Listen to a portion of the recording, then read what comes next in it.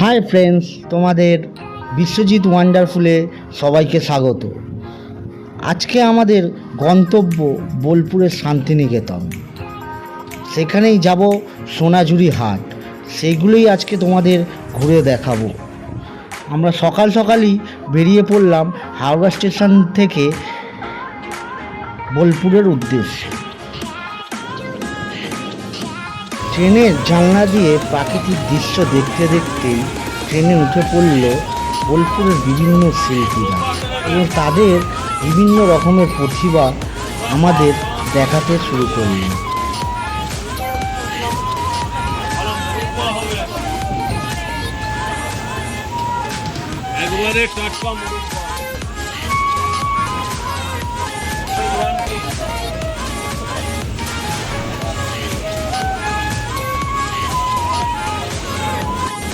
ট্রেনের মধ্যেই দুজন মিলে ভাই বোন মিলে খেলা শুরু করে দিল।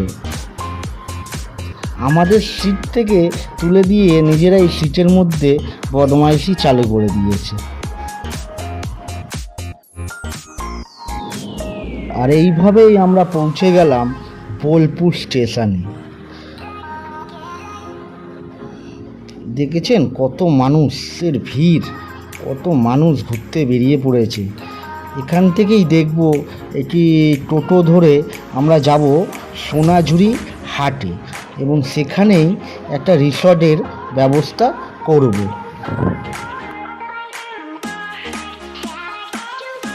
আমরা সোনাঝুরির মধ্যে দিয়ে টোটো নিয়ে এগিয়ে চলেছি এবং এখানেই সোনাঝুরির ভেতরেই দেখে নেব একটি রিসর্ট। এখানে নাকি খুব সুন্দর একটি রিসর্ট রয়েছে সোনাঝুরির ভেতরে, সেটা হচ্ছে শকুন্তলা রিসর্ট। এই রিসর্টটি সত্যি খুবই অসাধারণ, পুরো গ্রাম্য পরিবেশ এবং ভেতরটা তো আরও সুন্দর এবং বিকেলের দিকে এটা আরও সৌন্দর্য গড়ে ওঠে।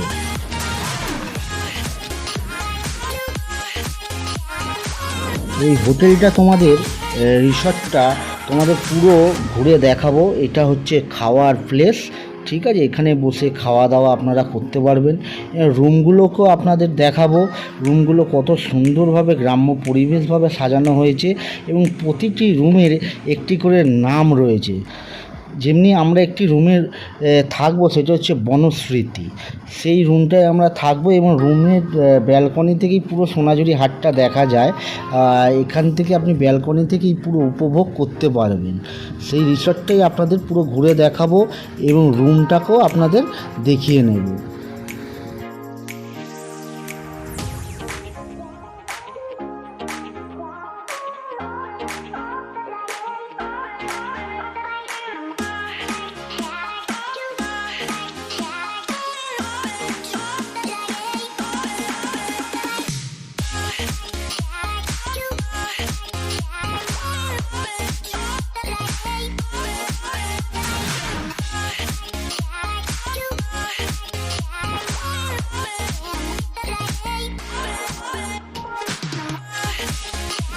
আর এইটা হচ্ছে রিসর্টের ভেতরের অংশটা। এটা হচ্ছে আপনারা যদি চার চাক্কা নিয়ে আসতে চান আসতে পারেন।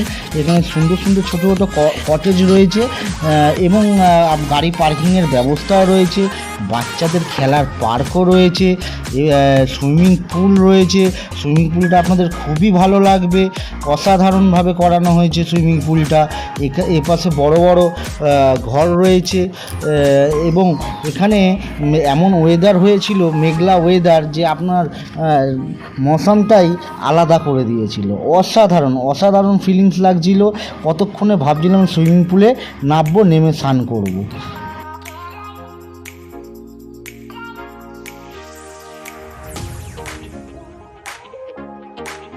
এর জন্যই তাড়াতাড়ি করে সুইমিং পুলে আমরা নেমে পড়লাম এবং খুব এনজয় করলাম। এবং আমাদের এই পুচকা নিয়ে, এটা হচ্ছে ওদের ফার্স্ট ট্যুর পিয়াংশি, এবং ওকে নিয়ে ভীষণ আনন্দ করলাম। এবং সুইমিং পুলে স্নান করতে করতে অনেকটাই দেরি হয়ে গেছিলো, তাই দুপুরের লাঞ্চটা ঘরেতেই অর্ডার করে ফেলেছিলাম। খাবারগুলো ছিল অসাধারণ। আর প্রথম দিনের খাবারটা দিয়েছিল মাটির থালায় এবং পদ্ম ফুলের পাতাতে। অসাধারণ লাগেছিল, অসাধারণ।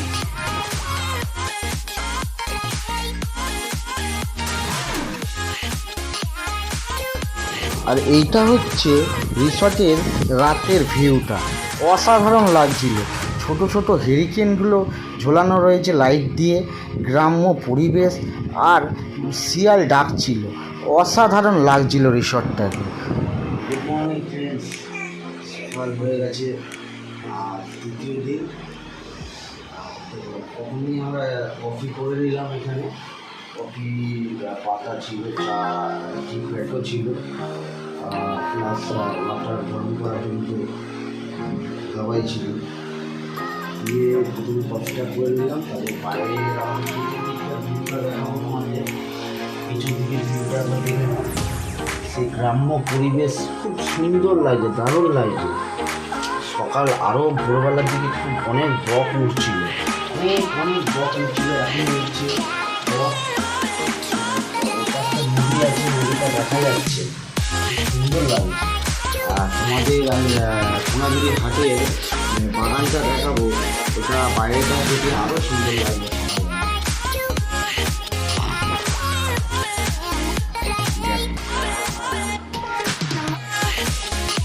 খুব সুন্দর লাগছে।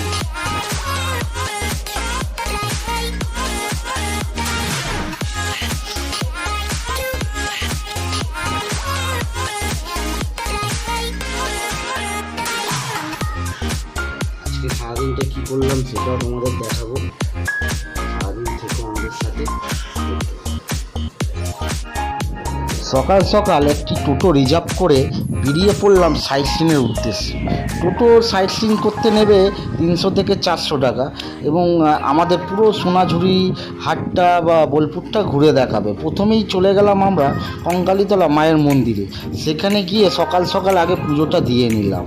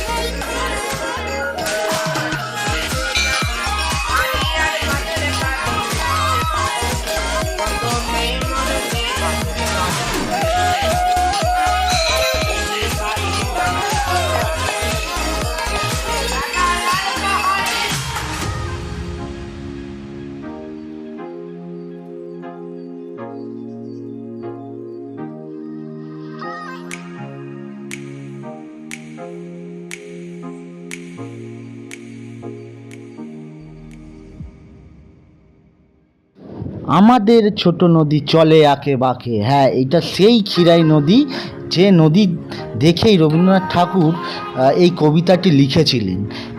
নদীটি খুবই সুন্দর, এটি হচ্ছে ক্ষীরাই নদী।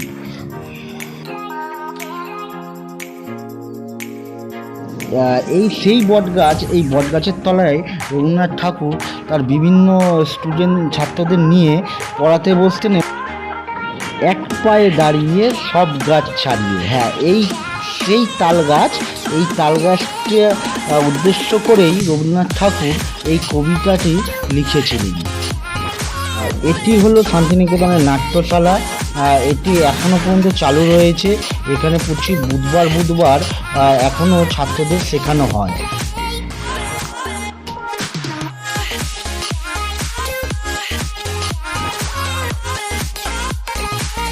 এবার আমরা ধীরে ধীরে এগিয়ে চলেছি শান্তিনিকেতনের দিকে।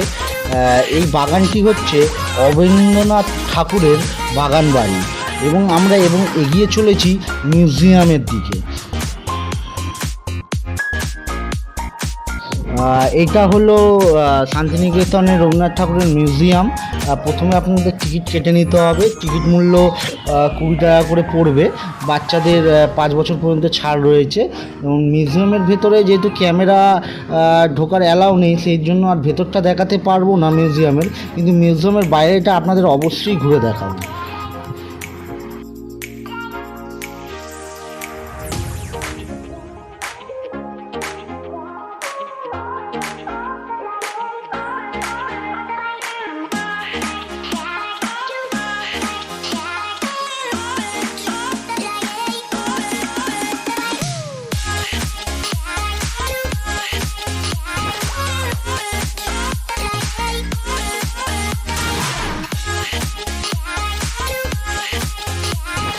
এটা আমরা এগিয়ে চলেছি এবার রবীন্দ্রনাথ ঠাকুরের বসবার ঘর। যে বাইরে থেকে যদি রবীন্দ্রনাথ ঠাকুরের সাথে কোনো মানুষ দেখা করতে আসতে, এখানে রবীন্দ্রনাথ ঠাকুর বসে তাদের সাথে কথাবার্তা বলতেন। খুব সুন্দর এবং পার্কের মতন করা রয়েছে, চারিদিকে গাছ, সবুজে সবুজ, খুব ভালো লাগবে আপনাদের। এটা হলো সৃজনী গ্রাম। এই গ্রামের ভেতরটায় কুটির শিল্প, এই গ্রামের যত কুটির শিল্প আছে এই শিল্পটা প্রতিদিনই হাট বসে। এখান দিয়ে আপনারা বিভিন্ন কুটির শিল্প জিনিস কিনতে পারেন। খুব সুন্দর সুন্দর জিনিস বসে এখানে।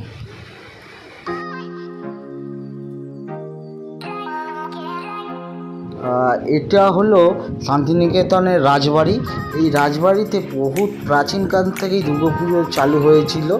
এখানে রবীন্দ্রনাথ ঠাকুর আসতেন এবং দুর্গাপুজো এখানে দেখতেন।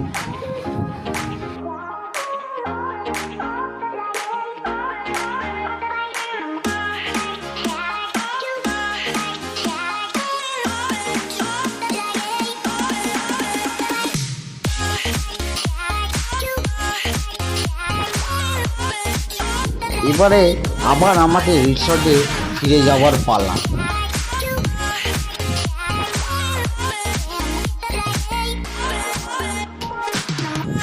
আর রিসর্টে ফিরে এসেই কতক্ষণে সুইমিং পুলে নামবো, আর পারছি না। তাই সুইমিং পুলে সবাই নেমে পড়লাম। আর পুচকির তো কী আনন্দ, যেহেতু প্রিয়াংশী এই প্রথম ও আমাদের সাথে ট্যুর করতে বেরোলো। ও খুব আনন্দ করেছে সুইমিং পুলে, আমরা খুব মজা করেছি।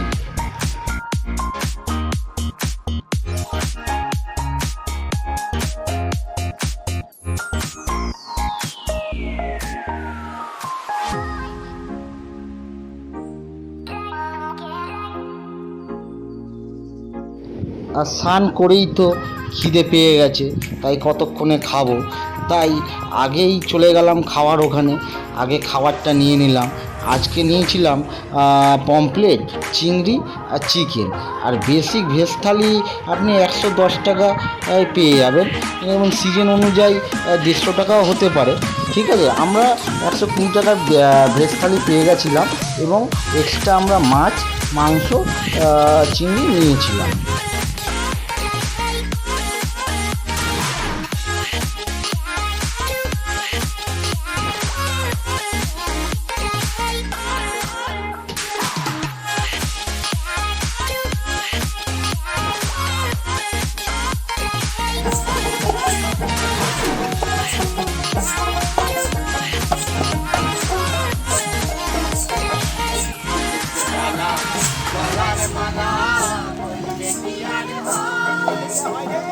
তারপরে বেরিয়ে পড়লাম সোনাঝুরির হাটে, এবং সোনাঝুরির হাটে বিভিন্ন বাউল শিল্পী সঙ্গীতরা গান করছিল, তার সেগুলোকে উপভোগ করলাম।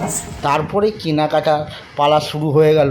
আমার বোন আমার বউ তো ওরে বাবা, তারা তো একেবারে উঠে পড়ে লেগে পড়লো কী কী কিনবে। ওহ, সে কি কাণ্ড!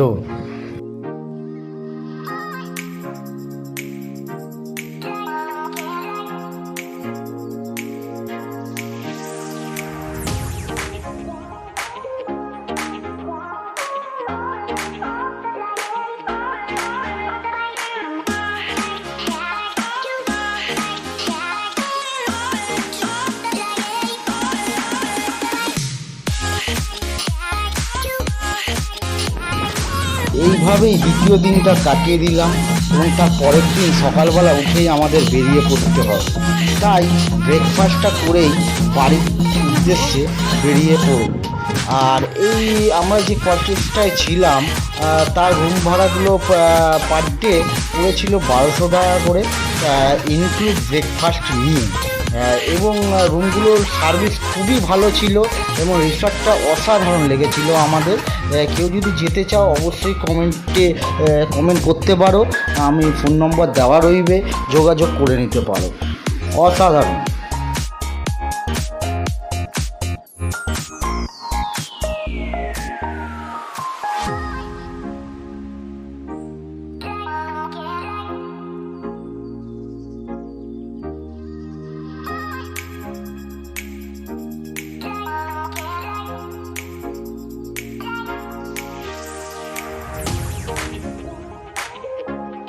ভিডিওটি ভালো লাগলে অবশ্যই লাইক এবং সাবস্ক্রাইব করতে ভুলবেন না, এবং কারো কিছু জানার ইচ্ছে থাকলে অবশ্যই কমেন্ট বক্সে কমেন্ট করবেন, অবশ্যই অ্যান্সার দেবেন। ধন্যবাদ, সবাই ভালো থাকবেন।